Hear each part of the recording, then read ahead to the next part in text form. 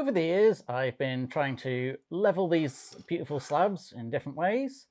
Started out with this little baby-sized cutter to begin with, but just didn't really feel right. And then upgraded to more of a adult-sized cutter, but, well, just never seemed to fit the bill. This, on the other hand, feels just about right. So, when it comes to these, what is actually better? Is the cutter with a smaller surface area but spinning at a faster speed better? Or is the one with a large surface area but at a much slower speed going to do a better job? Or is it better to meet in the middle? So we'll go over which one will actually give the best finish in the least amount of time. So what have we actually got here then? This small one here then is a 32mm diameter Axminster milling cutter. It has a standard 1/2 inch shank, so will fit most routers, and has a maximum RPM of 18,000. It has tungsten carbide teeth and is definitely not for plunge cutting, so if you try and go down with it like that, it won't work. And the thing with it is, as these are solid teeth that are permanently on it, it will blunt over time, so you will need to learn how to sharpen or replace the bit when it gets blunt. But also, if at any point you damage any of these teeth, like I have with one of my previous cutters, you will then have to just dispose of it as it is not repairable. The cost of this cutter at time of filming is £35 from Axminster Tools. So over here, this is the Wealden Tools 50mm Tri-wing Cutter. It uses a 1/2 inch shank and has a maximum RPM of 15,000. I would recommend a pretty heavy duty router for this one, as it needs quite a bit of oomph to spin it round. The teeth on this, it uses 3 tungsten carbide teeth, which are these squares here, of which can be unscrewed with the screw in the middle and then rotated round if the tooth is getting blunt. But also, if you chip a tooth, then again, just unscrew it, rotate it round, tighten it up, and when you've used all 4 sides on it, you can just take that off completely and buy a new set, which the teeth for this are approximately £3 to £4 each. I can't remember what it was. And the cutter itself is £100. Finishing off then, we have this monstrosity here. This is the CMT Orange Tools 100mm diameter spoilboard surfacing cutter. It has a 20mm diameter shank, so will not fit in most standard routers. You'll need something like a spindle motor. It has a maximum RPM of 12,000, and just like the Wealden Tools, it has replaceable teeth on it.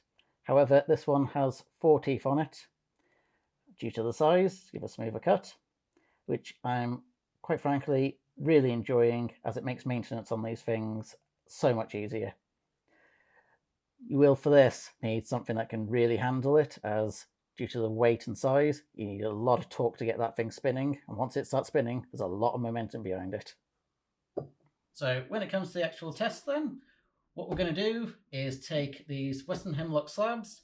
They're about 43 centimeters wide approximately and 2 meters long, and I'm going to get each cutter to do one side of them, so a full face, and see how long it takes to do it, whether it leaves any marks or burns on it, and how good it is for the extractor to catch the dust from that.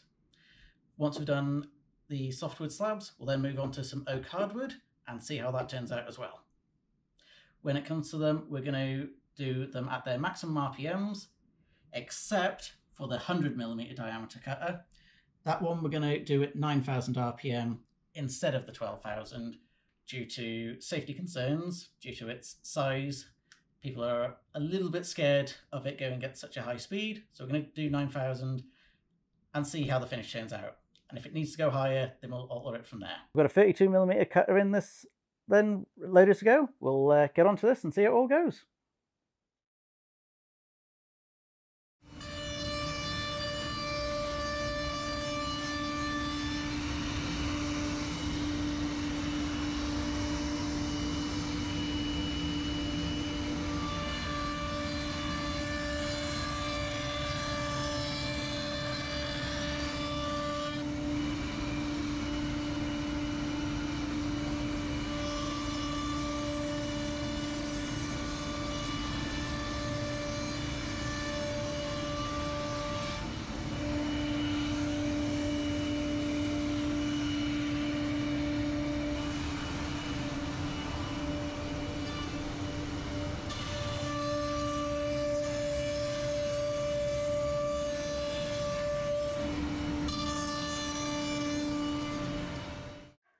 So I'm pretty much done with this now then.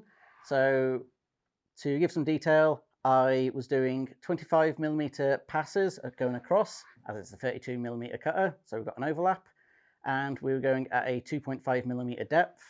I made a mistake initially when I started earlier, as I'd gone in a recess and tried going across, hence why there were 2 grooves in it, then realised the mistake and started over again. But in general, I'm not too happy with the finish of this. It feels quite rough compared to what I'm used to. I probably could have done a lighter pass to smooth it out afterwards, but I already know I don't have to do that with the other cutters, so I'll leave that as it is. But yeah, this took 3 passes going across. I possibly could have gone a bit lower, but with things like this, it's a case of, do I really want to thin out the entire slab for that part there if I'm only going to be doing a 1.5 meter long bench, for example? So yeah, I'll probably leave that and I'll see what orders come in to decide what to do with it. Dust wise, it caught most of the chippings. There's still a bit of big debris here, but it did seem to catch most of the fine dust, so it's good enough. Could be slightly better, but that's more than acceptable. Now I've got the 50mm cutter on to do another pass with this. So this time I've got a extender on it so that it avoids the brushes, as otherwise these brushes would have been pulled into the cutter itself. And what I'll be doing is, on each pass, I'll be taking off 40mm, as it is a 50mm cutter, and it'll be going at a depth of 2.5mm, same as the previous one.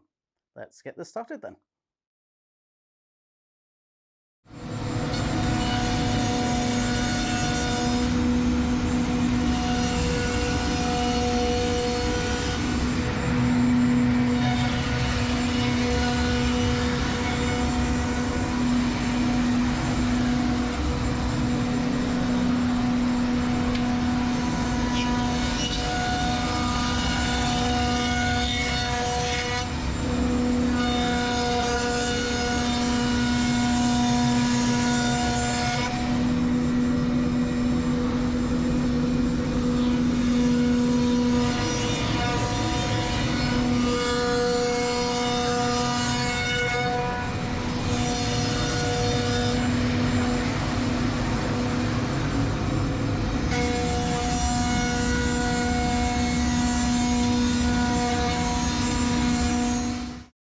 So we're done with this now, and that's much more of a finish that I'm happy with.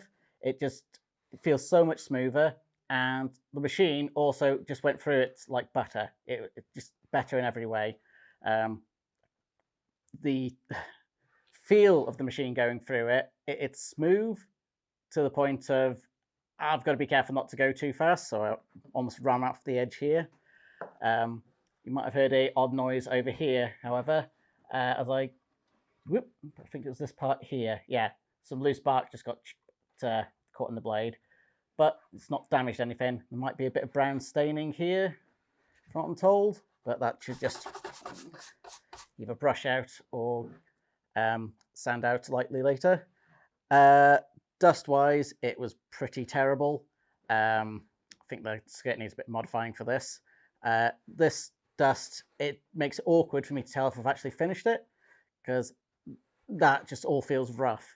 Whereas over here, obviously, it was pretty much done. I think the only part that wasn't done was this small corner here, which I think is just another mill pass would do that. So, yeah, that's that. I much prefer that over the Axminster milling cutter. So now I've got the 100mm cutter fitted on this. So as it's 100mm, I'll be taking off 75mm on each pass at a depth of 2.5.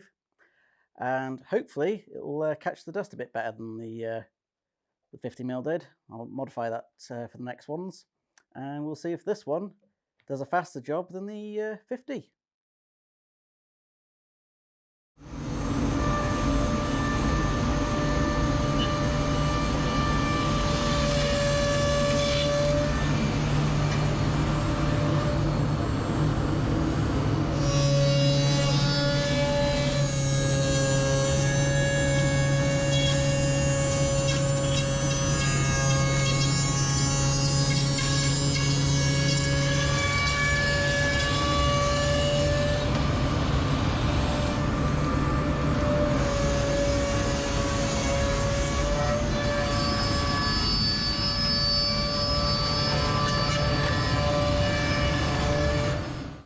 So this is finished off now, and it's not quite as smooth as the 50mm cutter was, but it definitely caught the dust a lot more effectively. So I think the skirt needed adjusting for the 50mm. As you could see, I stalled the machine at this point here. That was due to me, again, leveling at the wrong height. So I thought I would gone to the highest point and then found there was a much higher point. But I just had to take it slow and it did it fine. It has left a little bit of ribbing on it, so that could probably be fixed if I took smaller passes or didn't go down quite as deep. I definitely prefer this. That was much faster than the 50mm, so we'll do a bit more playing about to fine tune it. Again, this is also running at a slower speed than its maximum, but I still think this is fine. To be honest, the ribbing on this could easily be sanded out, whereas the one from the Axminster cutter take quite a bit more sanding than this would. So now that we're done with the softwood Western hemlock slabs, I'm going to move on to the oak ones now. So I've got a nice piece of oak in here. It's a bit knobbly. So as it's a lot harder than the softwood, I'm possibly going to lessen the amount it takes off in each pass. I'll try, for starters, taking off 70mm going across. And if it starts to struggle with that, I'll lessen it. And I'll still try and stick to the 2.5mm depth on each pass. Let's get this thing started then.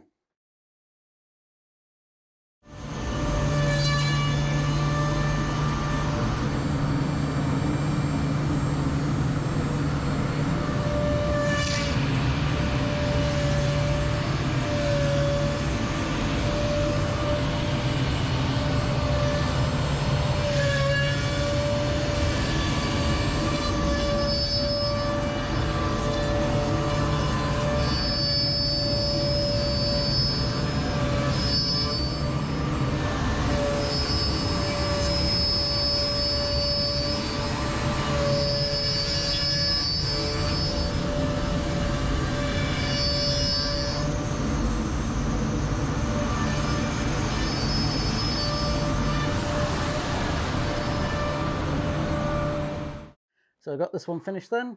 So it was definitely a lot harder going than the softwood slab. So I took it a little bit slower. I found while I was going that if I did 50mm on each pass going from this side, the motor sounded a lot better and smoothness of the cut was also better. Going from this side that way, I did 70mm passes and that seemed okay. The finish is a little bit rougher than I would have hoped for, but in saying that, it's not too rough that it wouldn't take much to sand that out. This has definitely been a lot faster than if I'd sanded it through the drum sander. So let's get on to the next one. So I've swapped the blade now over to the 50mm and I've adjusted the brushes to try and get the extraction done a bit better. So with this one, again, I'll be doing 30mm passes at a 2.5mm depth and I'll be going at 15,000 RPM. If we notice any burning, then we'll slow the speed down, as that tends to be the thing with hardwoods. If you go too fast, you can burn them. I'll get this thing on then.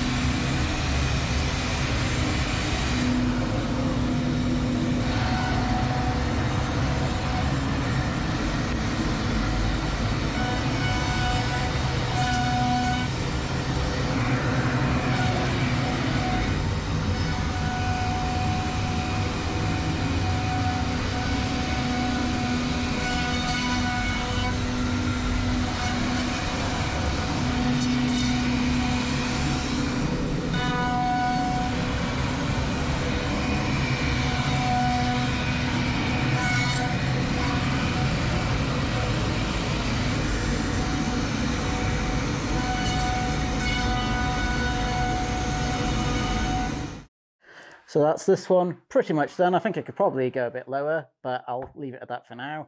It felt like when I was doing it at the start, that it wasn't doing a lot. However, as with a lot of these slabs, when they're fresh off the mill, There is a lot of high bumps that I've got to get through, and the last thing I want to do is do a centimetre high, otherwise I can stall it like I did the cutter previously. So in general though, this has give a pretty smooth finish. It's on par from the feel as the 100mm cutter, but yeah, it shouldn't take too much to sand that down. I might give this another pass later, but for now, let's move on. So I've put another rough slab in now, and we've swapped the cutter to the 32mm. So what we're going to do on this is, again, 25mm passes at a depth of 2.5mm. I might, if it starts to get quite rough, like the Softwood one did, take off less depth and drop it down to 1.5mm and see how that goes. So I'm expecting this to take a while compared to the others.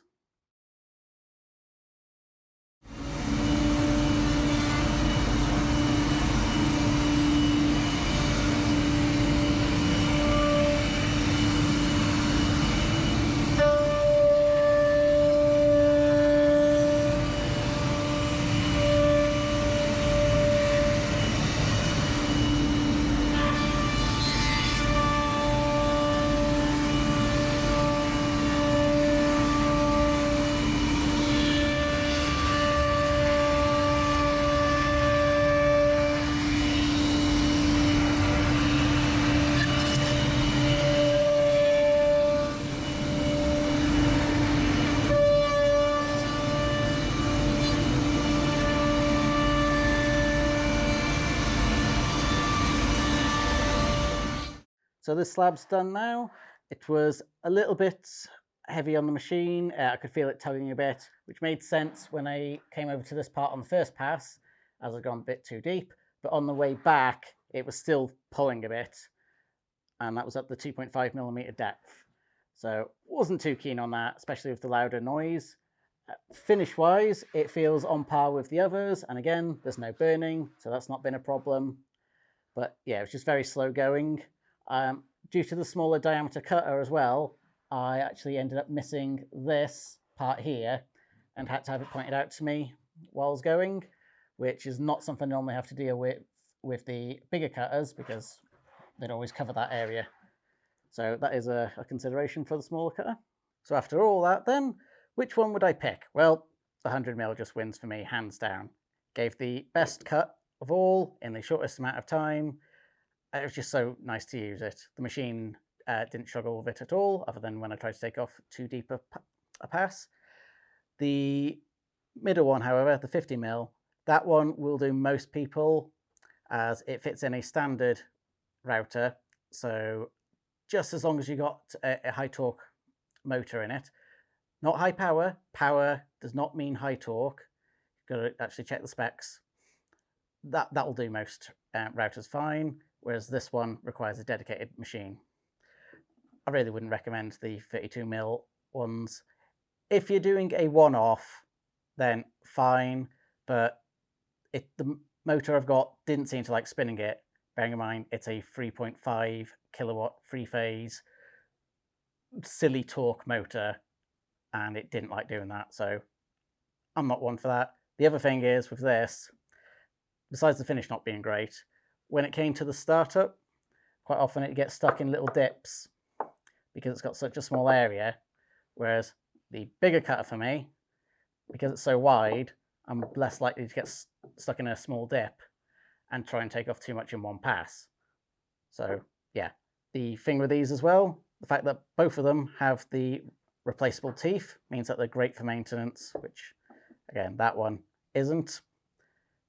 Another key thing with this as well, the higher speed that it goes at means that the machine has a high pitch whine to it, and as this cuts, it's got a quite a sharp ring. Obviously, the lower you go in speed, the less that is, so that one I found was actually quieter than the other two, but that's down to personal preference, but you definitely will want some higher quality ear defenders with them. So I hope this video was nice and informative then. So personally, bigger is better, but with diminishing returns. The 50mm cutter will do most people, but I like to go overkill with everything.